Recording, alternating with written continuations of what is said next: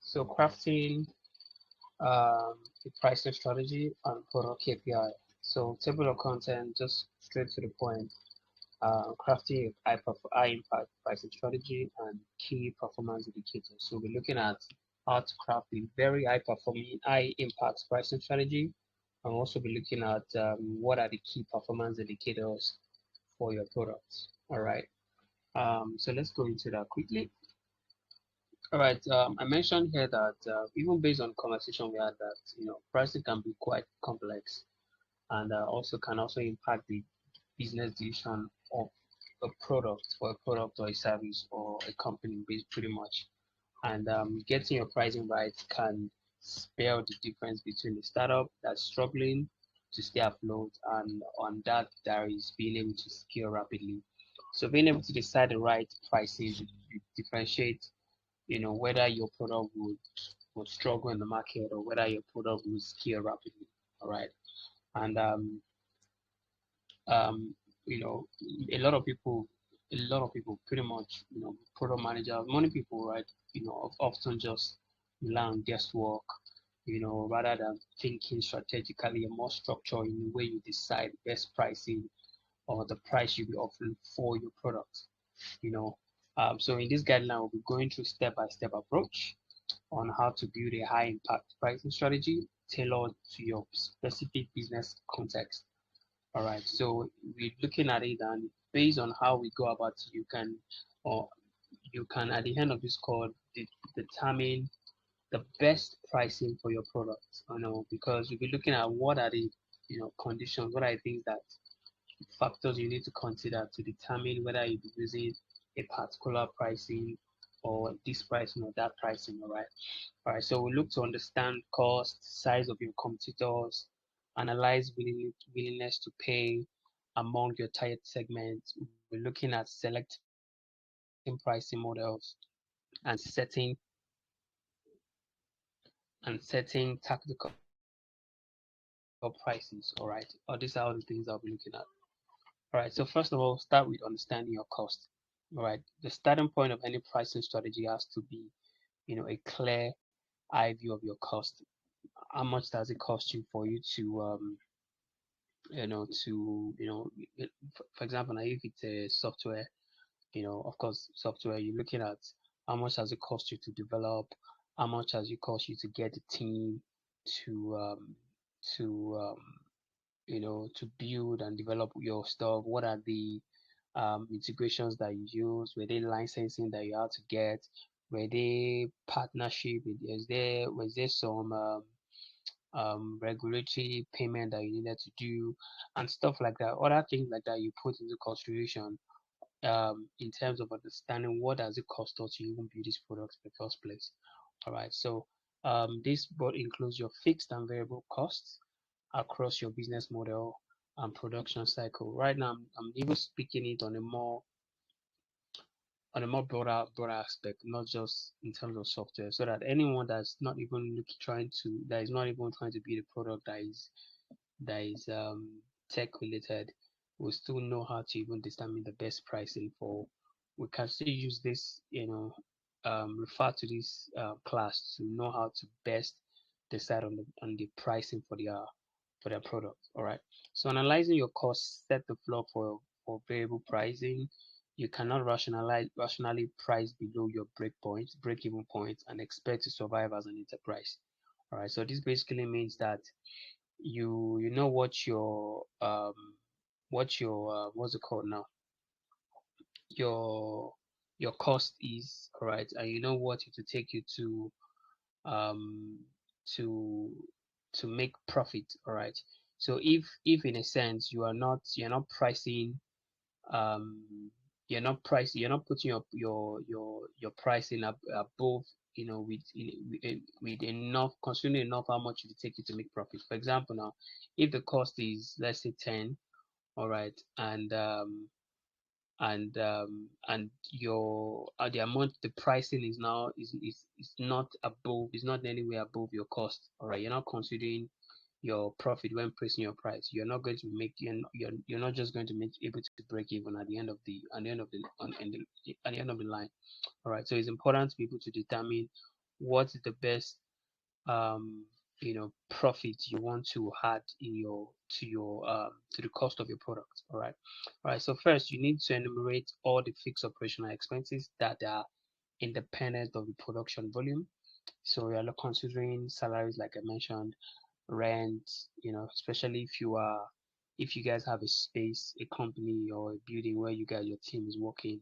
You're looking at loan interest payments, you're looking at just software licensing, a whole lot of things you are considering. And next, you determine the variable costs associated with with producing and selling incremental units. All right. So what are the variable costs? Variable costs can be raw materials, assembly labor, distribution, commissions, sales and marketing, all right, expenses, and among others. All right.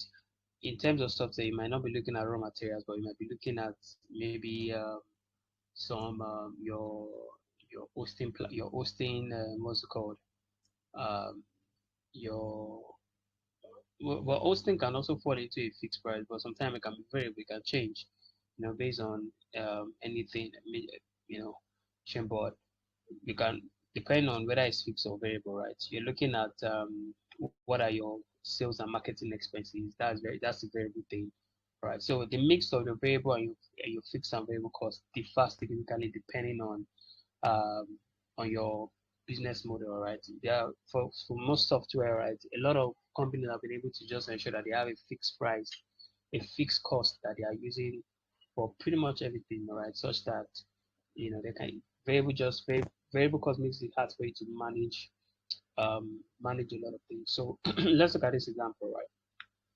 An online SaaS means service as a software. Um, Software as a service, sorry. Software as a service company has a very upfront fixed cost in software development, all right, but very low cost per additional customer, all right. So like I mentioned, for most software companies, pretty much all that surround um, the development of the product are most likely um, fixed, all right. What makes it variable is maybe when when acquisition cost of acquisition begins to increase based on expansion, based on the fact that you need to get more customers and everything. So on the other hand, manufacturing companies have lower costs, lower fixed costs, but higher per unit variable costs. All right. So for manufacturing company, they have lower fixed costs, and higher per unit cost. This is because of the nature of the market dynamics. Today you go to price the cost of a particular material. They tell you this price. But by the time you go to the next day, prices has doubled or has increased. So it's not as fixed as when you're working with when your company is a software company, all right, where pretty much everything is fixed. All right. So carefully tracking all cost elements at scale is complex but extremely vital. All right. Talk to your operations finance team to assess accurate data on the cost drivers. All right. So as a product manager, right, your major work, most of your work is to be able to know all that is all of your speak to your finance team, to speak to your operations manager, and understand what are the costs, what are the um, um, costs you guys are acquiring in all that entails in your organization. So you can this will help you best make the best decision when determining your pricing. All right. So here I looked at I put in, I said with your total cost and variable cost eliminated, you can put together a cost structure formula. So your total cost will likely be fixed cost plus variable cost times unit produced. All right. So now determine the maximum volume of units you need to sell just to break even. All right. Um, this break even point guides the lowest variable pricing and the unit volume combination. If your fixed cost is, for example, now if your fixed cost is $100 per month, all right, and your unit variable cost is 50, all right, you will need to sell 200 unit per month to cover cost. Do you guys get that? So meaning that you need to set 200 units for you to be able to um, um, cover your costs for that month. All right. So in a sense, let me break this down. All right. In a sense, um, let's say that you you how will I put it now? Let's say that all that it takes for you to develop um, how will I call it now? The all that it takes you to develop your product every month is let's say $5,000. $5,000. All right. Every month you guys burn 5K dollars every month. All right. And for you to make profit and your software, let's say your software costs about 30 30 30 $30 per customer, right? Your software costs $30 per customer. So meaning that you need to sell give me a second.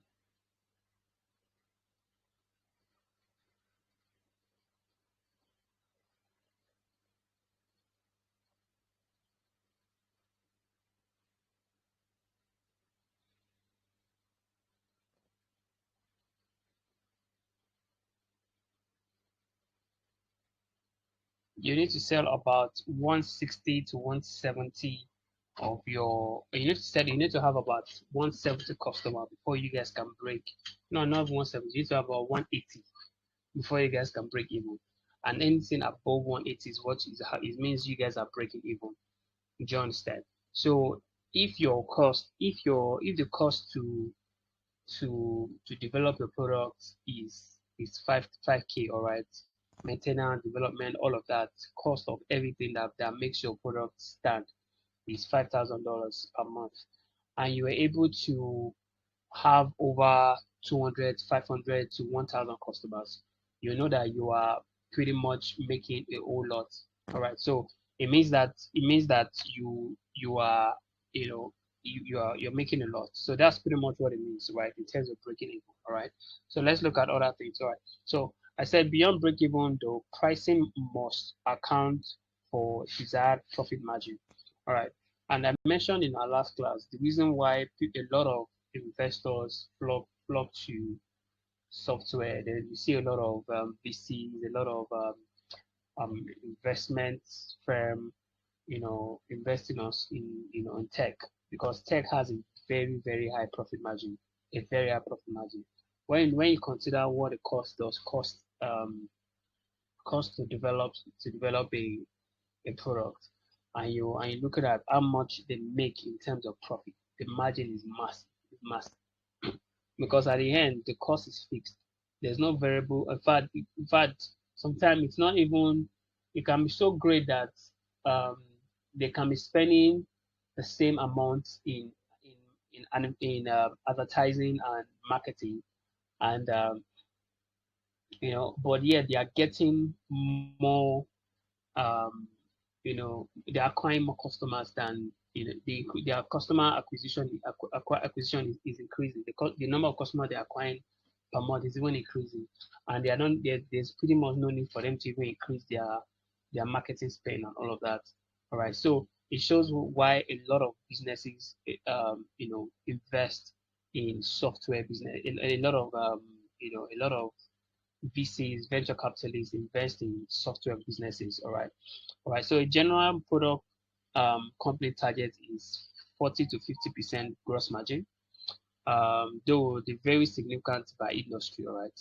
A lot of companies also have about 40 to 50% gross margin, but so software companies often target 60 to 80% gross margin, since most costs upfront are fixed.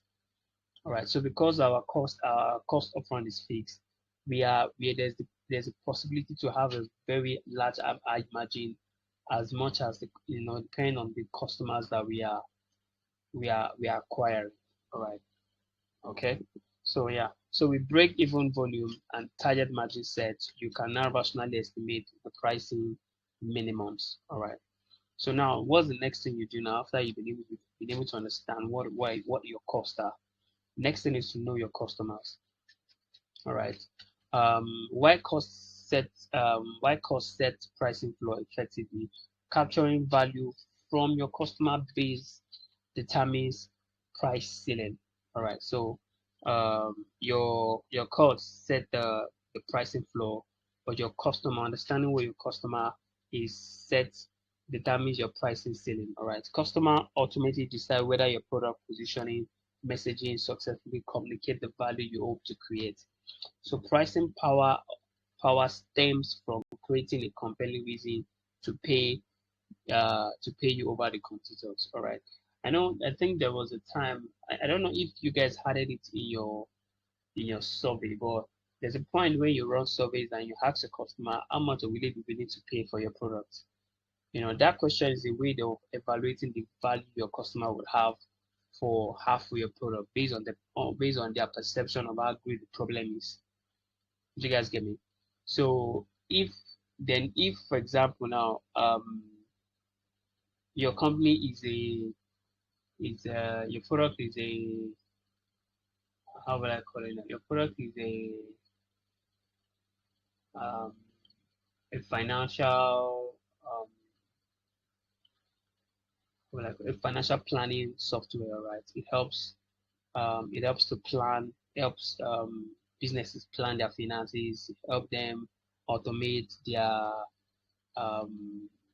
what are all of these things in finance? Automate their bookings pretty much, their books, help them automate their books to ensure that all of their accounts are balanced and everything. So your product does that. Let's imagine your product does something like that. You know how important this aspect is for businesses, and being able to sell or position your product as one that can effectively help to um, help to automate or automate the plan the financial bookings of companies effectively. you know Companies that will be willing to pay to get that done, because it's having your books balance also has a way of affecting how when their company become big, is being audited, determines how they'll be able to even get investment and things like that.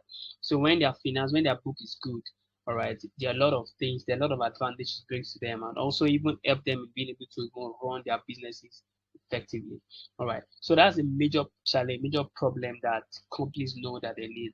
So if your product does something like that, and company know that it's really solving the problem, all right, they would they will value it based on how much of impact does it bring to them. All right, do you get?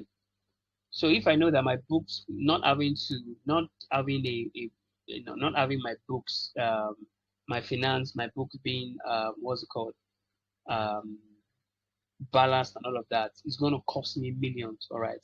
It's not a big deal for me to say I'm going to be paying, you know, millions of dollars. It won't shake me if you tell me that this product will cost me about $3,000 and things like that, depending on the size of my company.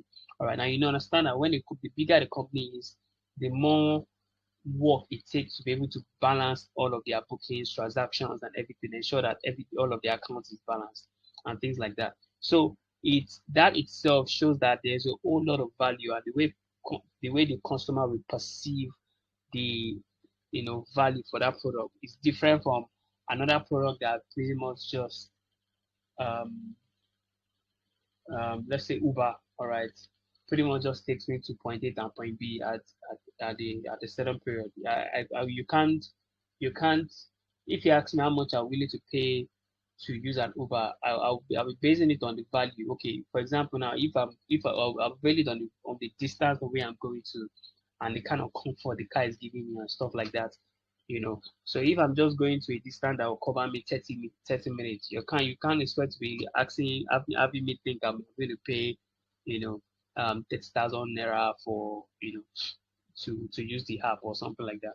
You get? So it's always a function of what value is your product um, offering, all right, and how are you willing to do um, to to craft a message that communicates that to your customer, all right. So to evaluate pricing potential, you need to deeply understand your target audience segment, their needs, their behaviors, their willingness to pay, all right. So sometimes, right, willingness to pay is just pretty much if you're saying if you're not saying willingness to pay, it's a direct communication that tells you that you're not giving enough value, you're not offering enough value, or your product doesn't have enough value. Because if it has enough value and is solving a major need for a customer, people will pay. All right. Either it's making it easier, either it's giving them comfort or shortening the time it takes for them to get a thing done. That by the time they calculate all of the effort and the time it takes them to manually do something, and they calculate all of that stress, other expenses that will take to do it manually, and they look at your own product and they juxtapose aside the money to take them to do it manually, the stress and all of that involved, all right. They can then they will know that, okay, I think it's better to use this product that actually automates all of this process and makes it easier for us.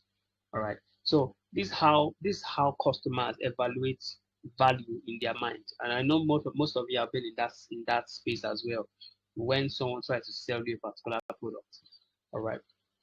So what you need to do is just group your customer into segments with distinct pricing tolerance based on attributes like demographic, psychographic, usage intensity, benefit sorts. Look at this. Demographic in terms of um, you know, what kind of what kind of people are they? Are they working class? Are they male? Are they young adults? Things like that. This one determines their earning powers and whether they are, you know, whether the product even aligns to their use case in a sense. Psychography as well, looking at users intensity based on this customer persona. Does it look like someone that would that would use this product often? All right. Is this someone that will use this product often? All right. Um, for example, now I was talking about the finance, um, finance accounting product software that just helps you, automate your account and finance and bookings and all of that. You can't give this software to someone that just has a mom and pop shop, all right, and think that they will make use of it effectively because the amount they are making is not even enough for them to say they need the software to start to to balance their bookings. All right, do you get? So um unless your product is is is streamlined in a way that it doesn't have so many features that just help them address that issue. I know there's some companies, there's some product out there that just helps little business to be able to, balance all of their books, integrating with other their what's it called now, their POS and all of that point of sale and everything like that. So those are things that now you're not looking at benefit sorts, all right, what kind of benefit does it offer to this customer, all right. So common patterns include to know your customer, you're looking at basic and premium customers, you're looking at casual and power users, you're looking at price sensitive and qualitative sensitive. All right, so there are some customers that they are more tend to price. They are very conscious about price. There are people like that. You know, there are some people that are more concerned about the value. You know, what's the quality of this product? I've seen people that for example, now this is even people. There are people that rather than let me use the most basic example, right? Rather than buying a shoe that is like original, pure leather, all right, that costs say about 50K, and this shoe will last you pretty much a lifetime. You know, pretty much a lifetime. Because and this is a very pure quality leather, everything fine, but also because of the price, there's some people that will prefer buying a substandard shoe, a shoe that doesn't have there's no quality for 10K, and because of the low quality, they'll find themselves having to before in 4 months that shoe has gotten spoiled. By the time you calculate um how many times they'll fix the shoe before the shoe even packs up, and then now to start getting one. By the time you look at all of that, they won't have understood that if they have bought, quality, something of more quality, all right, it will save them all of the stress of having the shoe spoiled because it's not good leather, and also having to pack it up and have to then get another one. So by the time you calculate how much it costs you to repair and even to get another one again within the space of a year or 2 years, all right. By the time you look at that, it will still amount to even just closing quality at a good price at the market price. All right. So and there are some people that so and your cost looking at knowing your customer and you're looking at your customers also. And that's the example for price sensitive and quality sensitive anyway. And then you're not looking at early adopters and mainstream. We've already talked about early adopters and mainstream customers already. All right. So why segment your customer? Analyze their expected lifetime value.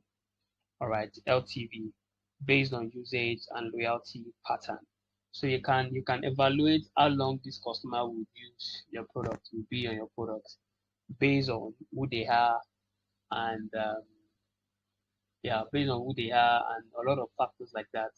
They are just some product that you will not use forever. All right. It will after some time based on a certain period you would stop using it or whatever the case is. All right. So you have to be able to evaluate this and optimize this LTV across your target segment is a key long-term value creation. So being able to understand your the lifetime value of a customer, it knows how to help you to even determine how best to price it so that you can make money quickly before your customers start churning and churning and also before you start considering what else do you want to pivot to or what next or what line of um, innovation you want to add to your customer to to um, to win another new segment of users or things like that. All right. So now conduct primary and secondary research to assess each segment willingness to pay. Um, Useful inputs include past pricing for similar product category, past pricing, sorry about that, past pricing for similar product category, survey/interview with prospective customer, test offering different pricing benefits, trade-offs, and benefit trade-offs, analyze reactions on early competitors' products. All right. So these are things that you what's it called now? These are things that you also research as well in terms of be able to understand your customers as well. All right. I know we've talked about how to run surveys and interview. Uh,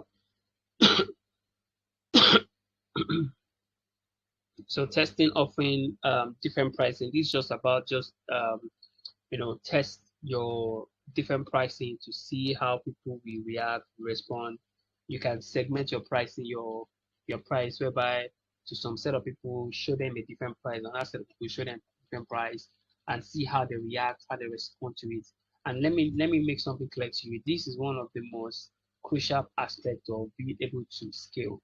I know I keep emphasizing that as much as the product development is important, right?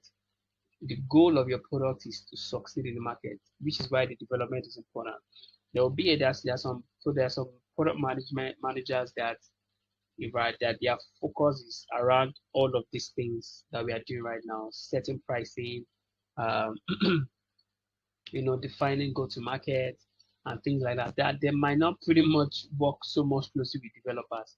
Their work is solely to ensure that the product scale in the market. All right. So there's a lot of strategic thinking, there's a lot of structural thinking, there's a lot of testing, there's a lot of data input and evaluation, decision making to know how to get results.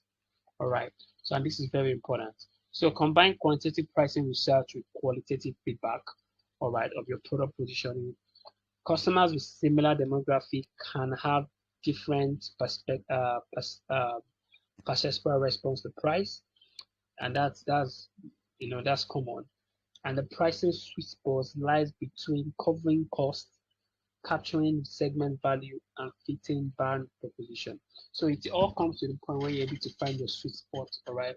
And this sweet spot is in between your cost, is in between being able to know your cost, capturing the segment value, all right?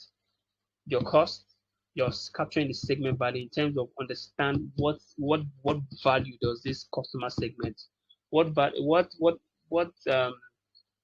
does the customer segment value most, and then fitting brand positioning, and then fitting brand positioning involves pretty much be able to position your product in a way that it's compelling, resonates with those customer segments.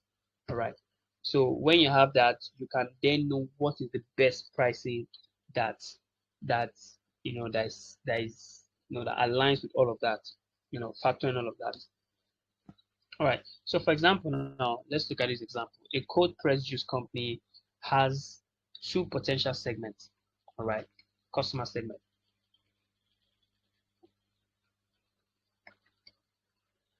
We have the gym goers, which is focused on refreshing low cost nutrition versus high conscious, high income customer seeking premium quality.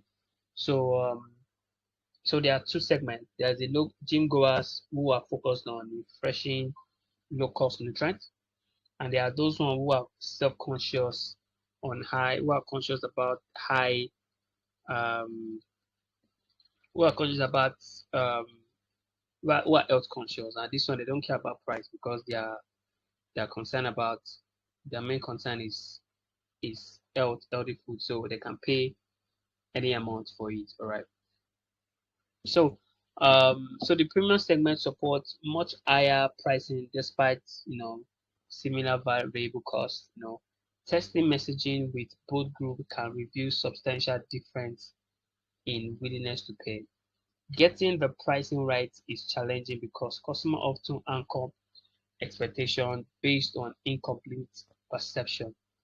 I know. So you understand that this world with interaction with customer is a perception game, and it's how well you can position yourself, determine how customer will perceive your product or your brand. All right, and how they will then determine what they'll give to it. All right.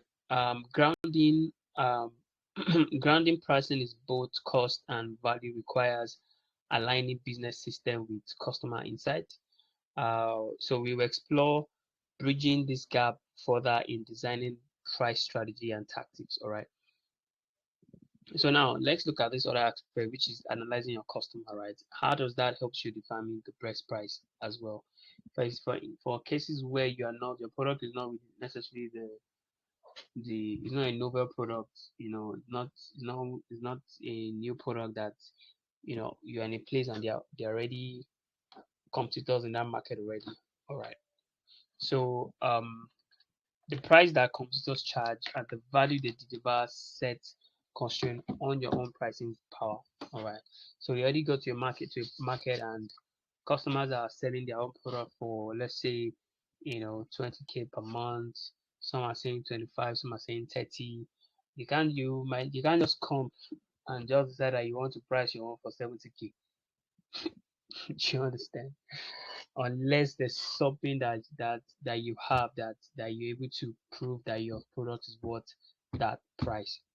All right, and you're able to validate that your customers will be willing to pay that price, or you're able to craft that a particular segment of customer and be able to tailor your messaging to them because there are things, you understand what value means to them, and you're able to tailor your messaging to resonate with them in a way whereby they are no longer so much concerned about the cost, but more concerned about the value that your product gives, and so they are willing to pay for it. So first, comprehensively map out competitive products and services that target the same customer needs as you. You map out all of those competitors, know their products, and all of that. Go beyond just direct competitors in your product category. Include alternate solutions customer have. All right. So what are we looking at alternate? For example, now car sharing service like Zipcar competes with taxi cabs, rent car rental, and even private car ownership. So for example, now you're looking at let's say Uber itself, right? Uber, as much as Uber is competing with Bolt, InDrive, Rider, another stuff, or another new app is trying to come into the market. Their competitors are usually Uber, Bolt, and stuff. I know there are some new ride hailing app that they are coming to the market now and stuff like that. But another thing is that their their alternate competitors would also be taxi drivers as well. People that are normal taxi driver in that market as well. So you might want to evaluate what are the pricing that people are using to pay for a drop in that city, and compared to what your your regular competitors, their direct competitors are pricing their own product. So for each major competitors, objectively evaluate. All right. What you're evaluating is your product, um, feature, um, quality, and functionality. You're looking at the customer service, post purchase support. You're looking at their brand messaging and positioning, and you're then looking at their business model, difference like channels and partnership. All right, why feature matching is important. Also consider emotional element of value creation. For example, now Tesla competes as much as tech-savvy branding for early adopters on vehicle performance metrics. All right. So, um,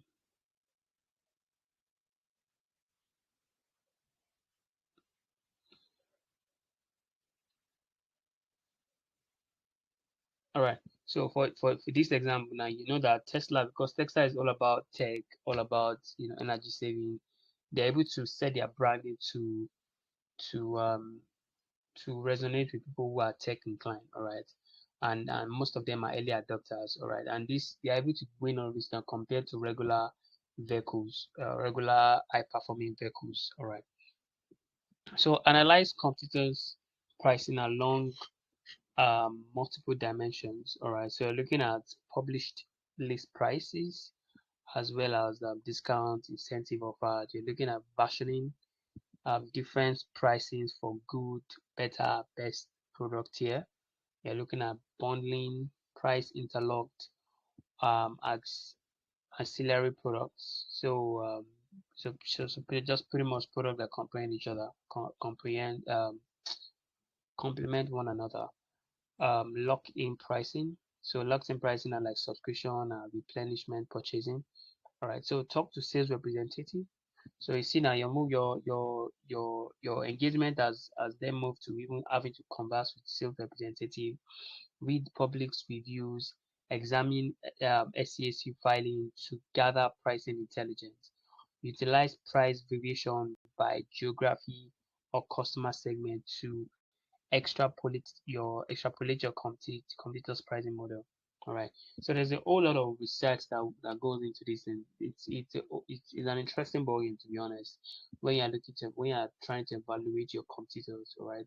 It's a dog it is a dog eat dog word out there or something like that. So you are looking to beat your competitors, or competitors are awesome. So as much as you are looking to evaluate their products. They have a team that's also looking to evaluate. They're looking to evaluate your own products. So it's the best man wins eventually. All right. Um, so aggregate the findings into competitive landscape map.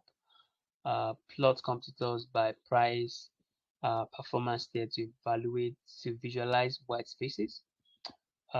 size competitors' market share to estimate how much revenue they currently capture at different price points.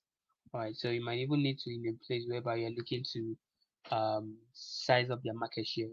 You know, this build intuition on where pricing gap may exist. All right, so here you can be able to determine where there's a gap in their pricing, so you can be able to find your own sweet spot to put your price. So beside overt market alternative, also consider non-consumption substitute. For example, now customer debates between purchasing a car versus relying on existing public transport. All right, quantify the cost of such um, do nothing options as an implicit ceiling on pricing. So what does this mean, right? So what are the current if what are the current alternatives that people are using for aside from computers like I mentioned, what are the other things that, for example, now someone you are, you know, most maybe because of the nature of the city, all right, a lot of people prefer to just commute with public transport. For example, now if you're in the UK, right, a lot of people, as much as a lot of people drive car, by the time you consider, you know, the taxing on cars, you consider you can look at the price, you know, in terms of, you know, the cost of a car, how long some distance are, you know, within from one point to another. You consider and even the price of taking public transport. There are a lot of people talk about the public transport, which is why sometimes this is why there are some cities whereby prices of cars are just, especially for really, you know, you know, average cars, the prices are really, really affordable. You know, because people are not so geared up to even drive the car in the first place because of their public transport system is good. All right, there's a whole lot of options. There's bus, there's train, there's just a whole lot of options, and even going by flight is very affordable as well. So most people might not really so much geared up to, you know, buying cars, getting new cars and things like that. And even and when they have good roads, so it's not like their cars are getting spoiled often. So these are things that you evaluate to know whether people really want to spend this amount of money to get that, to get your vehicle or to get your product. I'm just using the cars as an example. So analyzing competitors in conjunction with your cost and customer demand provide boundary condition of your price strategy. All right. So we will next assemble findings from all these three areas. So you're looking at analyzing the competitors in conjunction with your cost. You're looking at customer demand, and this provides boundary conditions for your pricing strategy. All right. Okay. So armed with this, you already know your cost, customer. You already know your competitors. We can then define pricing objective, select the overarching strategy. All right. So pricing objective lay out clear numeric targets for revenue, profitability, and volume over a specific time frame. All right. Common examples for example, now you say achieve 10 million in sales at 60% gross margin next 12 months. All right. So when you have this as your what's it called now, of pricing objective, you know how best to put your pricing as well. All right, reach 20k active customers with 60 LTV by the end of 2025. Increase market share from 12% to 20% in existing customer segment. So these are objectives that companies have that helps them to even determine how best to set their pricing and also do most of their research to know the best price. So the exact objective depend on the business context, growth phase, uh, incumbent versus challenger position, cash constraint. A lot of things determine how you determine what your objective is, so that you're not just, you know, shooting for the stars unnecessarily. You know, you are able to really know what is attainable. So you prioritize one or two leading indicators to revenue, like revenue, market share as primary pricing success metrics. So we'll be looking at those metrics, very soon. All right. So with pricing objective framed, evaluate alternate pricing strategy and model. This becomes easier for you to do that. All right. All right, so each approach has different trade-off between simplicity, risk, adaptability. All right, so common pricing strategy, like we talked about in our um, previous class, cost plus pricing, value-based pricing, and penetration pricing, price scheming, dynamic pricing, and all of this. All right. So, given pricing objective and business context, choose one or two models aligning to your priorities. Balance simplicity and precision based on strategy execution compatibility. Outline tactical plan to operationalize one metric, price list, and terms. All right. So we'll look at how to set this technical pricing and adapt them and how to adapt to them as well. All right. So now you've done all of that. You've analyzed your what's it called? You've analyzed your competitors. Now this next thing is to then set your initial price. All right. So with the pricing strategy defined, the next step is to set initial tactical pricing to take to the market. All right. If pursuing a cost plus pricing approach, guys, now this is where I want you guys to listen. If you've not been listening, please, because we talked about all of those um, pricing strategies in our last class. All right. So if you're looking at pursuing a cost plus pricing approach, apply preset margin above per unit cost to drive price. All right. So this is just like we talked about your preset margin above your per unit cost to derive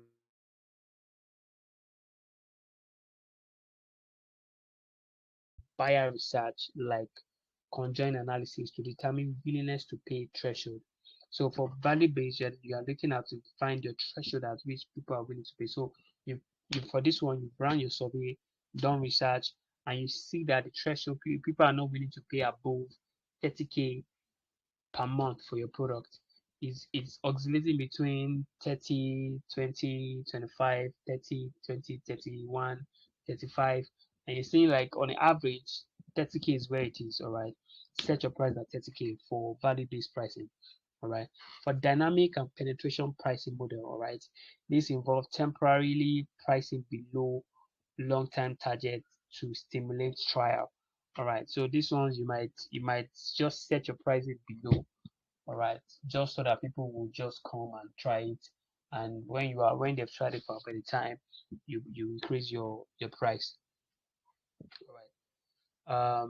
Set list price at 2 to 3 tier good, better, best for version scheme. This is for version scheme. All right. Structure bundled package to incentivize high value purchase. All right. This is for bundled pricing.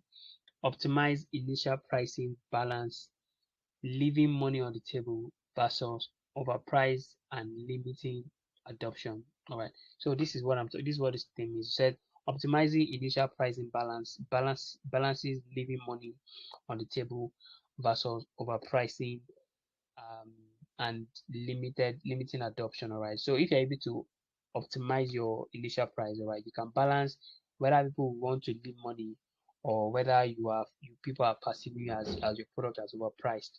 All right, and this will likely limit your adoption. All right. So field testing prices move the analysis from theoretical to tangible. All right. Offer sample of your target segment pricing, segment trade-off using view dollar amount. All right. Measure observable metrics like email, open rate, click, and conversion to gauge responses. For existing product, run. So, for example, now if you have a new product, okay, let me take it one after the other so you guys will get this right. So, field testing, right? It means that you're going to, like we talked about, you're going to run surveys and things like that. And yeah, what is just saying you have to set realistic pricing, add the exact, if it's in naira, add the naira price. Don't just put any kind of pricing. Ensure that the pricing is tailored to what you're trying to achieve. All right. Measure observable metrics like email open rate, click, and conservation to gauge their response. So if your product is already existing in the market, you want to run A and B A/B testing experiment with small customer cohorts. So for example, now you get um, a small portion of your customers to evaluate. effect on both adoption rates and overall revenue level. So this what an A/B testing means is just you. I think I already explained it to you guys, right? At one point, it's just about having um two versions of your pricing, right? Okay, and see how and show one pricing to a segment and show another pricing to another segment and see how people engage with it. All right, and all of that. You might also want to tweak your messaging and things like that to see how they respond to it. All right, so this concrete feedback allow you to find your price, your packaging, messaging for optimal results. Okay, so now next thing is adapting your price. Okay, so you already set your initial price. You see, you are observing the responses of customers. Sometimes it might be good, it might be bad, but how do you then adapt your price? All right. So market is constantly evolving, and executing a pricing strategy must respond in kind. All right. So it's not a you're not it's not a you set it and just go to sleep. All right. Based on how customers are responding to your product, how they are utilizing it, how you are acquiring more customers, you might find yourself having to adapt your pricing onto a lot of factors. All right. Regular review performance metrics, vis-a-vis objective across multiple dimensions. All right. You're looking at financial sales revenue. You're looking at your financials. Looking at for financial aspect, you're looking at sales revenue, blended price, unit margin versus target. For market, you're looking at customer market first segment, for customer segment responses at each price tier, win or lose patterns. You're looking at competitive. For the competitive, you're looking at pricing and positioning changes from competitors. All right. So you might notice that when you change your own price, all right, your and customers are flocking to your own product, you realize that your competitors too might even do some changes to their own pricing, just so that the customer that are flocking from their own cost from their own product to yours might eventually go back and things like that. So it's sometimes even seems like most of the work you're doing when your product is out there is pricing game. All right, as pricing game, right? So metric review how actual buyer behavior diverge from organic strategic assumption. All right. I think at some point we'll try and understand buyers behavior. Right. I think it's a very important psychology aspect that every product manager needs to understand as well. So we'll look into that as well at some point of this course. All right. So cost correct pricing element like list price, discount, and financing times if critical KPI risk falling short. So you might want to start doing some adjustments to your pricing, your discounts, your financial times if you're not meeting your KPIs. All right. So adapt pricing to address review customer demand and sentiment. Upgrade premium package with more value if uptakes is lacking. So it means that you want to have more value in your premium, so that more people will have reasons to come and use your premium. All right. Spot discount value if lower tier value tier over index. All right. Introduce new periodic payments plans if high upfront costs differ. All right. So you can notice that people are not capable of paying a certain high upfront payment. Make it easy for them to pay. Create a periodic payment plan, so that they can pay instrumentally or they can pay, you know, you know, little by little or things like that. Balancing agility with consistency. Sometimes you can just notice that one of the reasons why some other products are doing well because they make it easy for their customer to pay. So their price may even be higher than the other competitors. But people like the other product because why? Because the product makes it easy for them to use it. Makes it easy for them to pay without having to feel like they are just dumping one huge amount of money at upfront. All right. And this might really be one of the most important things that customers are really after. All right. Because if your product do the same thing, so why not look for the one that makes their life more easier? You get. So these are the things you need to consider as well. All right. Clearly communicate expanded options to provide more tailored choices rather than inconsistent volatility. All right. SaaS and other subscription models lend themselves to gradual continuous optimization. So yeah, if you're in the SaaS space as a product manager, you have to always optimize your stuff. Optimize. For large enterprise selling high trust deals, annual rate card with 6 month advance notice fit may best fit. All right. So so if you have this one pretty much means if you are dealing with high paying customers, people that maybe your product, your either enterprise, because of their large companies, they are most likely paying close to about $20,000 in 20,000 USD because of the number of the users for that product because an enterprise product. So they subscribe to your product and they have more users because of their how big their, their company is. All right. For these people, you might want to be very flexible on how you price them. You get because one one payment from them like this can will literally boost your what's it called? One payment from there will literally boost your your will boost your revenue. All right. So for them, even if they are taking time to to even pay, you might want to give them some more advance notice, maybe 6 months, especially if it's a yearly thing, right? So you might want to give them a 6 month advance notice if they've not been able to pay and things like that. And this means a lot to some businesses, right? Because they enter their business too, and maybe as much as they rely on your products, maybe their business is not yet coming to that point where they'll be able to pay up and everything. So these are things that you need to. So if you notice, most companies that have enterprise pricing, they are very flexible with the enterprise customers, right? Because these guys are paying big. So you might be able to you will most likely find yourself being able to be flexible to some conditions that they might even request that might not be what is peculiar with just small size customers. All right. So yeah. So over longer horizon, revisit your pricing via refreshing foundational strategy analysis, fully reassess cost structure, expanding total addressable market, and identifying new willingness to pay codes, open additional pricing headroom. So you might you might find yourself creating another price option for another set of users. Let me give you an example now. For example, now if you look at Samsung, right? Samsung have their flagship product, the S series.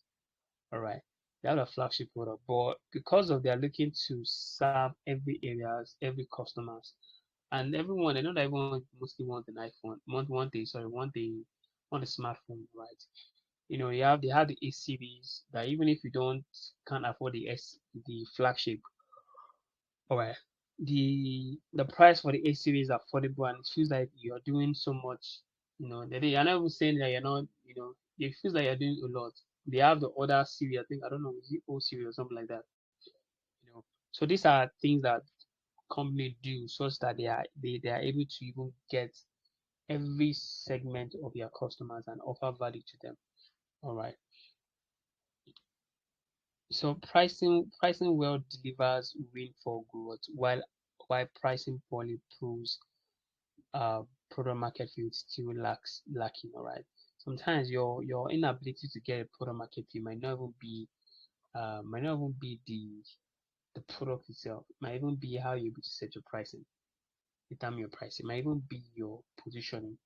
So a lot of the reason why I actually ensure that we're having this conversation on these areas of products is because a lot of people feel like when their product is good, that's all it takes. Some people they are maybe the reason why they're not really getting a product market fit is because of the kind of marketing channel they are using for their product. So they are not well doing the right research, doing the right analysis to determine how best to put their product in the market, the best channels, the best even properly segmenting their customers as well. So it's not just relies all of the success we're talking about for your product necessarily doesn't only rely on on functionality of your product, also lies on your customer perception of value for your product, also lies in how you're able to tailor your messaging on the way, the right strategy, the right approach to make your customer aware of your product, or the right channel to make your product customer aware of your product, the right pricing you set for your product, the right positioning and messaging and compelling message that you are composing to reach your customers as well. So these are things that are very essential that you need to understand to ensure that you're able to get a product market fit. All right. So keep pricing strategically aligned, tactically nimble, communicating changes, transparently sustained sales. All right. So let me guess your question quickly. I'll answer one person question. I'll go to key performance indicators. Any questions?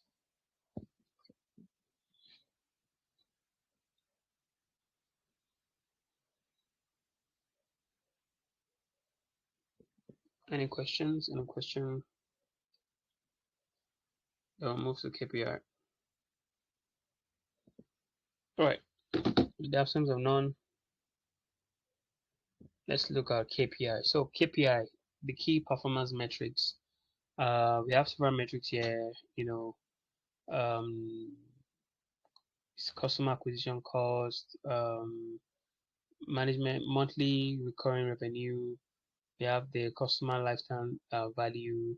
We have the customer satisfaction score, net promoter score, a lot of that. And these are important metrics that you need to know as a product manager. All right. So KPIs, key performance metrics, are central to measuring the success and the product progress of your product strategy. All right. Your product KPIs should therefore align with your overall business goal and objective, including KPIs, revenues, customer acquisition, retention rate, user engagement, conversion rate, customer satisfaction, market share, usage analytics. Selecting the right KPIs ensure that the relevant and the meaningful aspect of your product performance can be quantitatively assessed.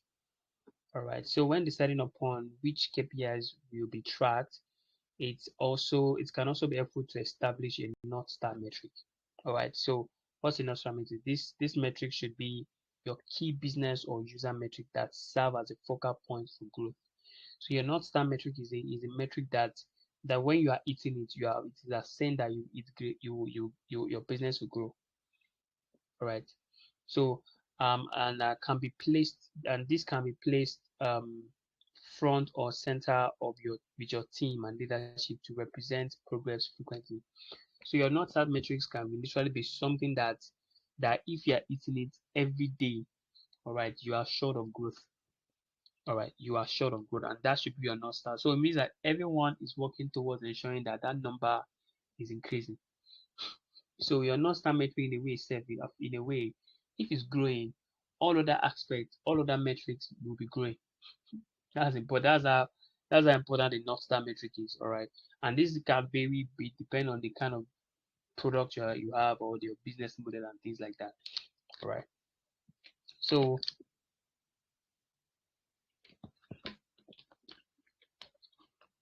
all right, why KPI can vary depending on the product type and available data. We look at examples of KPI commonly used for software products, with many also applicable for other product type and services. All right. So first of all, we're looking at user acquisition and customer activation. All right. User acquisition and activation. Acquisition and activation. So this basically is the number of people exposed to the product through marketing channel like ad and organic search. For example, this is the number of new users sign up or registered or registration. This is your conversion rate from website visits to sign up. Um, Conversion rate from free trial to paid customer. All right. So this is pretty much what your user acquisition is. So a lot of money a lot of marketing spend goes into this user acquisition, right? As much as user acquisition is important, right? It's it's it's a very dicey game because there's some product that would have high download rates. People would download it, but when it comes for them to now subscribe, you then see the the the number of people that are downloading, more people that are paying for the premium or trying to pay for the this thing again. So that might speak a whole lot. All right, might speak a whole lot that maybe you are doing well in your marketing, all right, but maybe your product doesn't have enough value for people to pay for.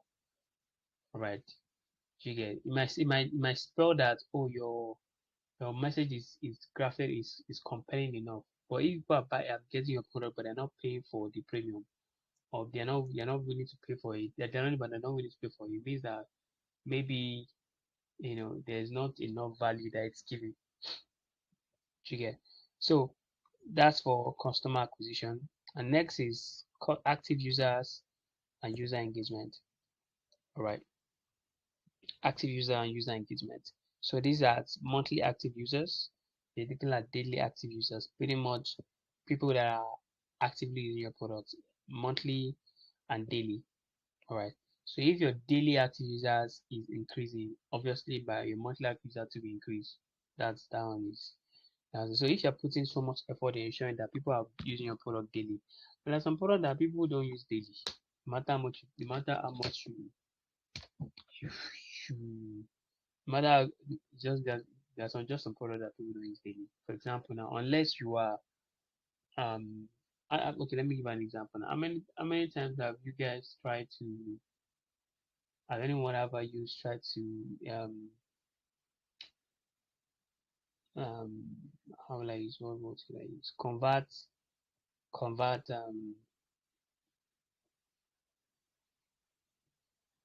let's say convert PDF to Word or something like that. You know, unless your customers are actively people who are professionals, all right. So you might probably be seeing that there's more active users. Of course, product like that have more features anyway, aside what I just mentioned. All right. So you're looking at time spent per session and average session duration. So there are some product that you're measuring your user engagement based on the time they spend by each session, right? There are product that your progress is how long people stay on your app and use your app.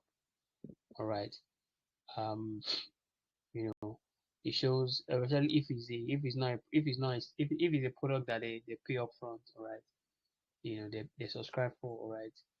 You're looking at how well people are using your product. For example, on Netflix want people to they want will most likely be targeting, as much as they're targeting daily and monthly active users, they'll most likely also be tracking um time spent per session, all right. Okay. So you're looking at retention rates, percentage of user who continue using your product over time. So you're looking at is this person how long has this person been using our product, and is this person coming back to use our product? So that's for active users. Customer satisfaction and user experience. This is another important KPI that you should take note. Um, we looked at example, we have the net promoter score. We have the customer satisfaction score. All right. I didn't put the definition here. In our next class, we will look at definition of some of these things. All right. So you look at user feedback ratings and review. All right. So what are people saying in their review? What kind of ratings? You notice that most app after you use it for a while, something will pop up.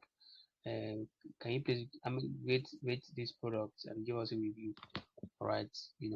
What star are you giving them? These are things that help them, that give them feedback the um on the value or the progress of their product. All right. So we are looking at usability metrics such as task completed rates and error rate. So if it's a product that they need to complete the task, are they completing the task, and are they experiencing any error at any point? All right, this is where user experience comes in. So next, you're looking at revenue and monetization. what is the total revenue and revenue growth rates? All right, what's the rate what's the growth? Is there increase in our revenue over a period of time? Average revenue per user. All right, so per one user, what is the average revenue you make per one user? All right, so you're looking at that as well. You're looking at customer acquisition cost. Uh, cost at which it takes you to acquire one customer. The initial one was customer acquisition rate, but this customer acquisition cost. And so you're looking at lifetime value, you're looking at payback period, you're looking at gross margin. Also you're looking at the cost conversion rate from free to paid users and trial to paid users. All right. So this will determine how well your revenue will grow. Metrics you're also looking at is conversion and funnel metrics. Conversion rates from sign up to activation. You're looking at conversion rate from free trial to paying customers. Obviously, a lot of these things affect some other metrics as well. For example, now, if your conversion rate from free trial users to paying customer increases, obviously your revenue will increase as well. So some metrics will obviously impact another metric. All right. Yeah, looking at conversion rate from lead to sales, percentage of user lost at funnel stage. All right. So you're looking at imagine your marketing funnel, right? You're looking at each how many users are being lost for on each stage of your funnel. All right. Or rather, before they even get to your landing page, after a landing page, before they even get to the point where they will see the pricing and things like that, and even then pay for your product. All right, sales cycle length. So for product performance and stability, you're looking at application server uptime and system availability. You're looking at site response time and API latency. We're looking at mean time between failure and mean time to failure. So this is mostly in terms of what was it called now? In terms of your period where your server down and things like that, your server is down and everything. So mean time to repair and mean time to resolution. Um, so this is just the time it takes for you know for for you to be able to resolve a particular issue or repair a particular issue, whatever the case is. We're looking at a time between that first one. The other one says mean time between failure. All right. So if it's something that is happening consistently, you are experiencing downtime consistently. You're looking at the time where each of those failures are happening, and for the period of those downtime, that will obviously impact your product as well. You're now looking at user retention and churn rate. Churn rate in terms of percentage of customer lost over a specific period. Customer lifetime value. You're looking at repeat purchase rates or subscription renewal rates. So, what's the percentage of people are renewing their, renewing for your product or going back to purchase your product? All right. So, marketing metrics. You're looking at traffic sources. You're looking at referral traffic. You're looking like email click rates, email open and click rates. Marketing metrics. You're also looking at social media engagement and following as well. All right, so other metrics you look at as well is the support and issue resolution, average response time to customer support request. So you're looking at the average response time to reach to a request. So it means that your customer acquisition team, customer support or customer experience team, how well are they responding to customer requests? First time response time and first contact resolution. So these are important KPIs for your customer support team, especially, all right.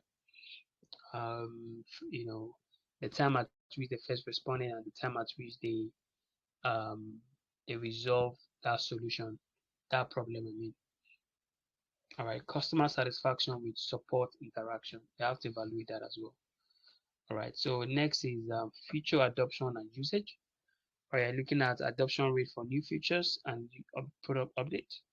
All right, so how well are people using the particular new features or an update you released? Frequency of feature usage by active users. So as much as you're looking at their using their number of active users, you're then looking at what's the usage for each feature.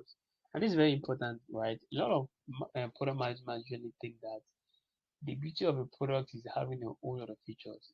Seriously, you get to a point in your product management space, right, whereby you understand that less is better. Not less in terms of value, but less in terms of features. You can have you can have less feature but more value. You get in the way that feature is built, it's built in a way by giving your the features you are giving a lot of value. Or if there's a feature that you have that you see that customers are not engaging it, they're not using it. It's just there and it's affecting your load of your solution. It's best to just take it out, rather than just paying for you know for for that space that thing is taking in your server. All right, so user path and feature flow analysis. User path and feature flow analysis. So this is very important as well. You're looking at how people are able to get. So this one you might even be doing some analysis in observing how users are going from one point A to point B. All right. Are there any stops in each steps? All right. So you might have to, integrate with some features like mix panel to see how users are going from um each flow of when trying to interact with a particular feature. All right. Are they getting to a point where they're not continuing? There's a lot of clicks happening in a place where they know doesn't there's no need to be a lot of clicks. All right, those are things you look to know whether the experience you're providing, user journey, the user experience is easy, is friendly, is seamless. All right, okay. And lastly, we have the competitive metrics. This is custom market share. You are evaluating your market share, user base compared to competitors. You're looking at customer acquisition and churn rate compared to your competitors. So all of these things you're looking at compared to your competitors, all right? So you have to evaluate what's your market share compared to competitors. You're looking at performance rate, performance metric benchmark against industry standard as well. This one is very, very important because there are a lot of there's a standard in the industry. There's what is um acceptable in the industry. There's a standard, all right, in terms of what is being um, you know stated out in the industry. So you are sure that you are actually meeting that industry and even surpassing it in a way. All right, that's also very important as well. I have to be evaluating that as well. All right. Okay.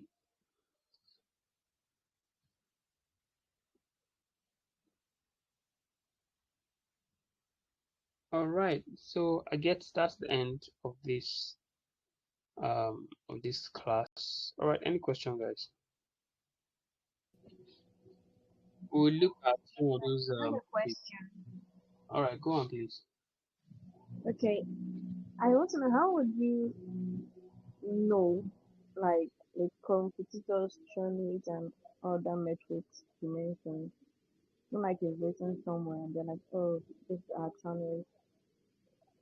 Except for large organizations where they might be making like blog posts of how this happened and that happened. So I can barely hear you. Can you speak louder, please? Okay, I'm coming. Now. Okay. I think it's better now. Yeah. Go on. All right. I was asking, how would you know their their churn rate or the number of whatever metrics you just mentioned? It's not like they'll have it written somewhere like a blog post or something. No, you would know in your when you're building your solution, right? Your technical lead will create a dashboard to give you all of these metrics. All right. So based on um based on the engagement, they will create a dashboard that is um, showing you this metrics. All right. For your churn rate, you can know. For example, now when you go to the back end of your user, you can know the number of people that sign up. And Correct. I'm not talking of the products itself. I'm talking of the competitors. Oh, the competitors. How do you get to know their churn rates and customer acquisition? Yeah, all of Oh, this okay, stuff. okay, okay, okay. Um,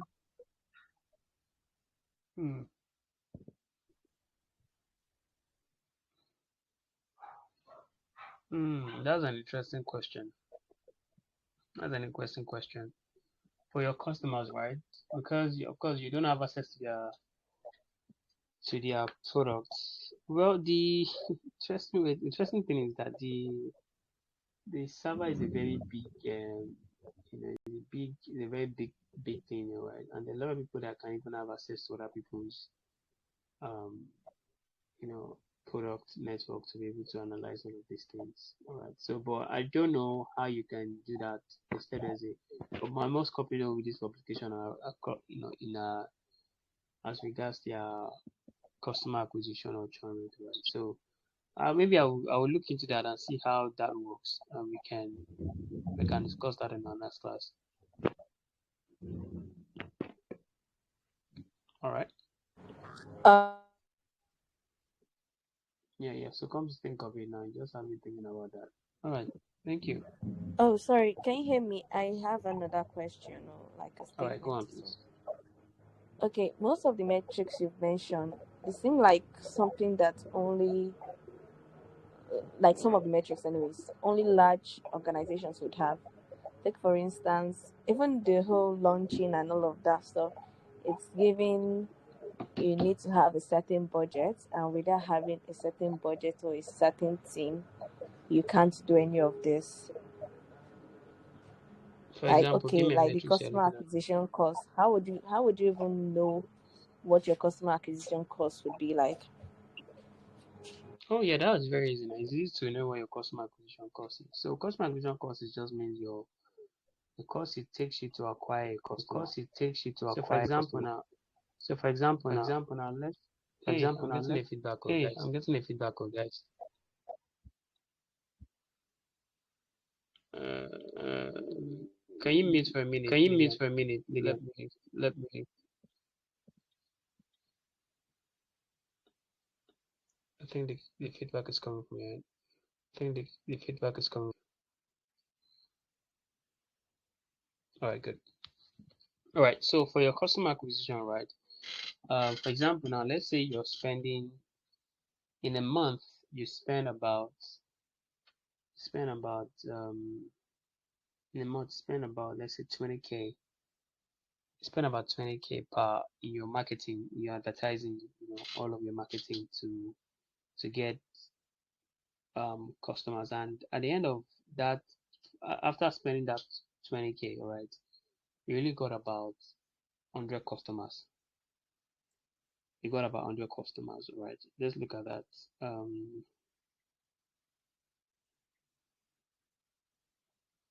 uh,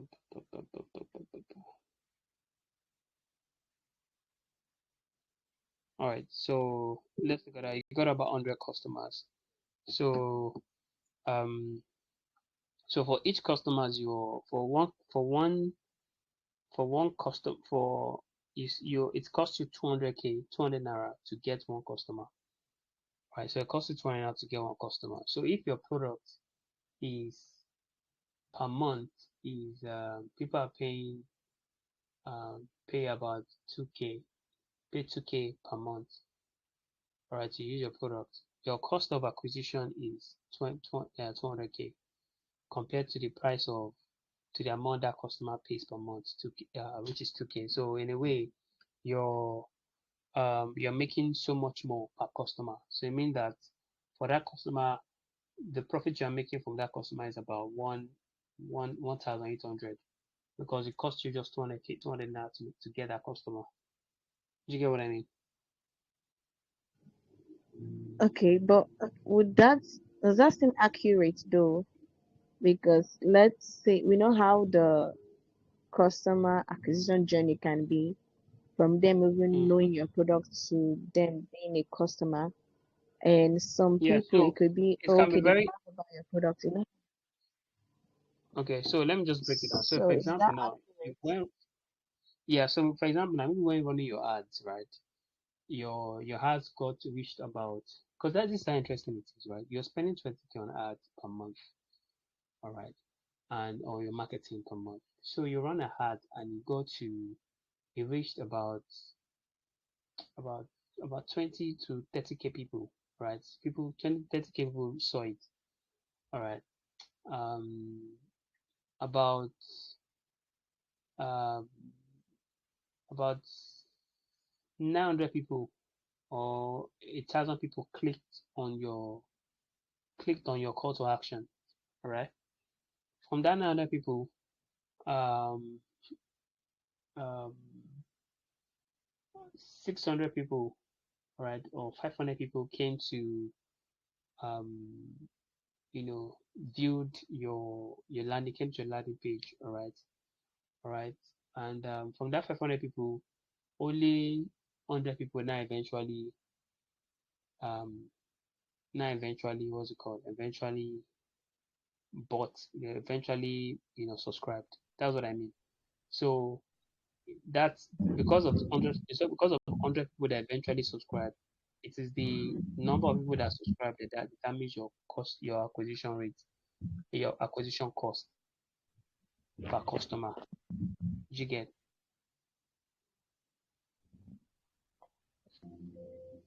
Yeah, I So get that it's part. not per it's But not what per I'm people that saying saw it. here All is, right, let me end. let's What are say, you saying, sir?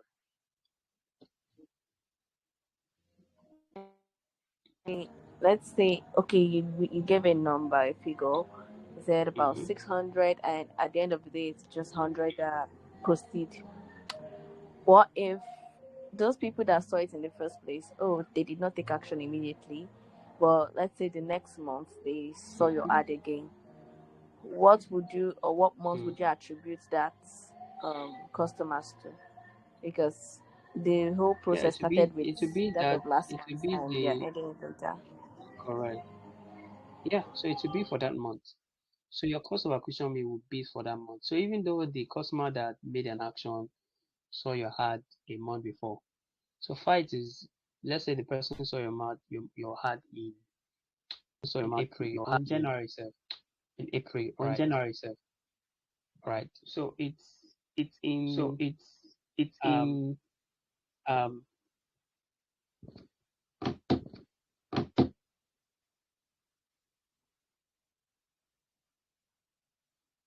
all right. So it's in what's it called now?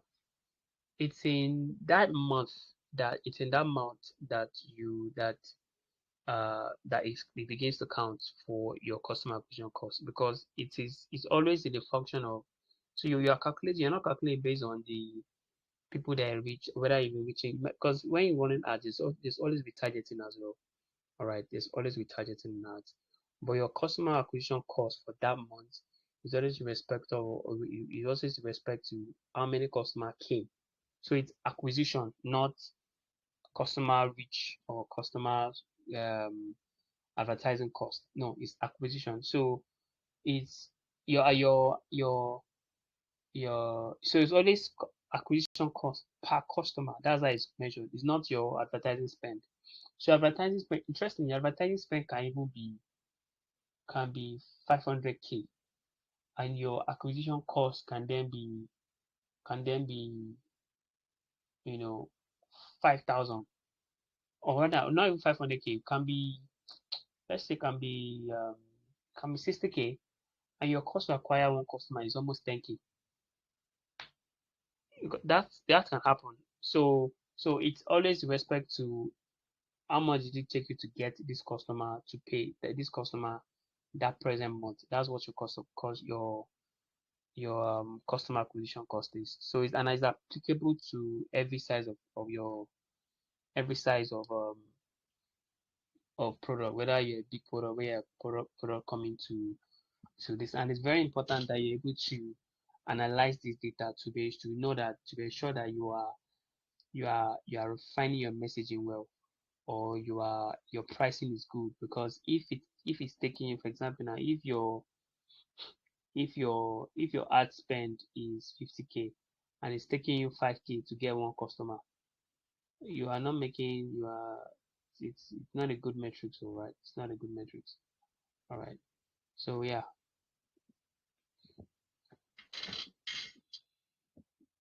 Did you get that, Lillian? Yeah, I do. To some extent. Thank All right.